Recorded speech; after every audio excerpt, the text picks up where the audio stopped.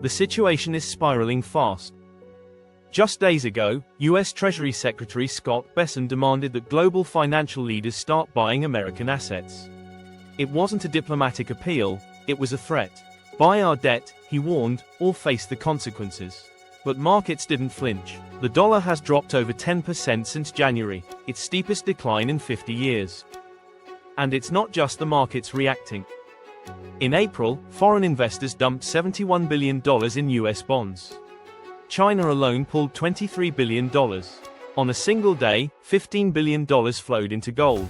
Confidence in the dollar is crumbling. And with $37 trillion in debt already, the U.S. plans to borrow another $514 billion this quarter alone, nearly $2 trillion more by year's end.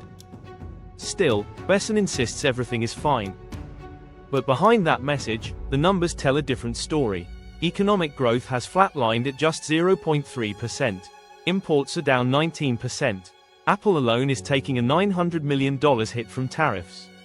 And now, with 50% tariffs on Chinese goods, the pressure is hitting American businesses hard. Even worse, the US scrapped the de minimis rule in May. That means even small shipments under $800 are taxed. Costs have surged overnight. Apple's annual tariff bill alone could top $3.6 billion. Ports are overwhelmed, retailers are panicking, and shipping volumes are expected to drop sharply in the coming months. And here's the truth. China doesn't pay those tariffs. American businesses do, and ultimately, American families pay the price.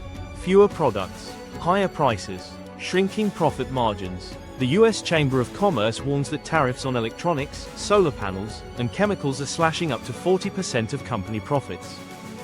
Consumer prices are rising fast, 2.4% in May, 2.7% in June. Inflation is punishing low-income households, while shipping giants report cost increases of up to 15%. Rerouted cargo, broken supply chains, and uncertainty have made it nearly impossible for small businesses to plan ahead.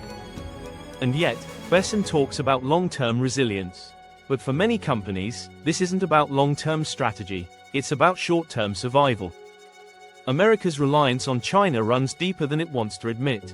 China holds over $750 billion in U.S. debt. It dominates the supply of rare earth materials, the metals that power everything from smartphones to fighter jets. No other country matches China's scale or speed, and building alternative supply chains could take years. Meanwhile, China is moving on.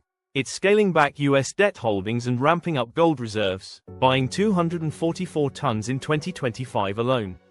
Poland added 90 tons last year. The world is shifting. The dollar's share of global reserves has dropped 10 points in 5 years. And BRICS nations are bypassing the dollar entirely, trading in national currencies. Gold has soared to $3,350 per ounce, up nearly 40% in a year. If trade tensions escalate, analysts say it could top $4,000 by mid-2026. At home, the pressure is mounting. Inflation is high, interest payments have hit $1.1 trillion, and now account for 20% of all federal revenue. Fitch downgraded the U.S. credit rating in July, citing runaway borrowing and tariff fallout. The IMF warned of a potential refinancing shock, with $1.6 trillion in bonds maturing by Q3. Consumer confidence is collapsing. The Conference Board just posted its lowest index in 12 years. The University of Michigan reports sentiment has fallen 16% since December. Americans don't believe anything is getting better. Retail sales rose slightly in June, but mostly for essentials like food and medicine. Sales of electronics and cars are plunging, and many experts warn the June bump was just panic buying, before more tariffs kick in. Credit card delinquencies are rising. Middle-income households are struggling. 1 in 4 Americans now spends more than they earn.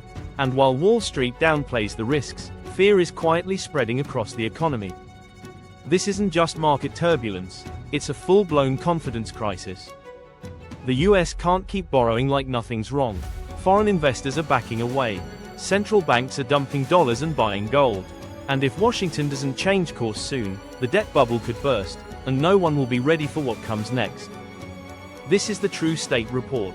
Thanks for watching. We'll see you in the next video.